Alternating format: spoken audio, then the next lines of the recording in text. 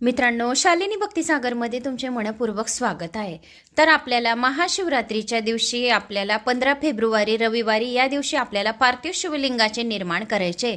तर पार्थिव शिवलिंगाचे निर्माण करून आपण त्यांच्यावर शिवलिंगावर अभिषेक करायचा आहे। अगोदर गणपतीची पूजा करून घ्यायची, नंतर भगवान शिवाची आपल्याला पूजा करायची आहे। जेथे गणपती आणि कार्तिक स्वामी आहेत तेथे अगोदर गंगाजलाने, पंचामृताने, दयाने, मधाने जे यथाशक्ती तुमच्याजवळ जे असेल त्याच्याने चांगले पूजा करून घ्यायची आणि मग पार्थिव शिवलिंगासमोर आपल्याला रुद्र अभिषेक करायचा आहे।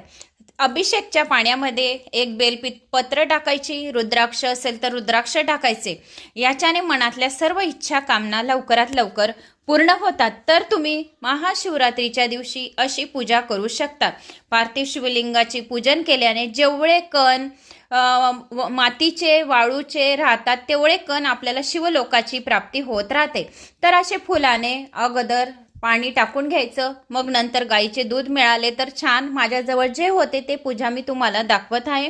तर ती पूजा तुम्ही अशी सुद्धा करू शकतात, कारण की जेवढी भोळी पूजा केली भोळ्या साम सदाशिवाची तेवढा भोळा साम सदाशिव आपल्यावर प्रसन्न होतो। मग यथाशक्ती अगोदर जलाने पाणी टाकले, नंतर अष्टगंधाचे पाणी करून ते शिवलिंगावर मी अर्पण केले। अष्टगंध 3 बोटांनी लावावा, या 3 बोटांनी छिडकावा। तांदूळ टाकल्याने सर्व दरिद्रताचा नाश होतो आणि महालक्ष्मी प्रसन्न होते। गहू अर्पण केल्याने धनधान्याचा साठा आपल्या घरात भरलेला राहतो। नंतर लोंग अर्पण केली, काळी तीळ अर्पण केली। लोंग दिव्यात पण टाकायची, एक लोंग शिवलिंगावर सुद्धा अर्पण करायची आणि शहद असेल तर शहद पण अर्पण करायचं।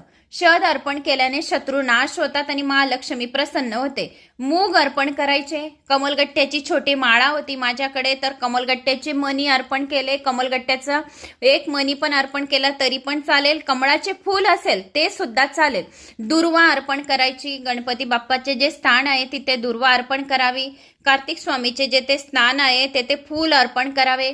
अशोक सुंदरीचे जेथे स्नान आहे तेथे सुद्धा फूल अर्पण करावे।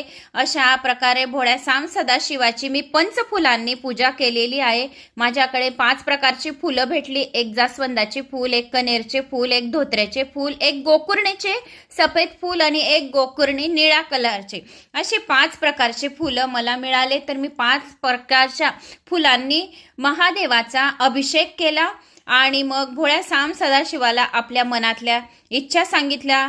दिवा ओवाळला, अगरबत्ती, धूप, दीप, नैवेद्य अर्पण केले आणि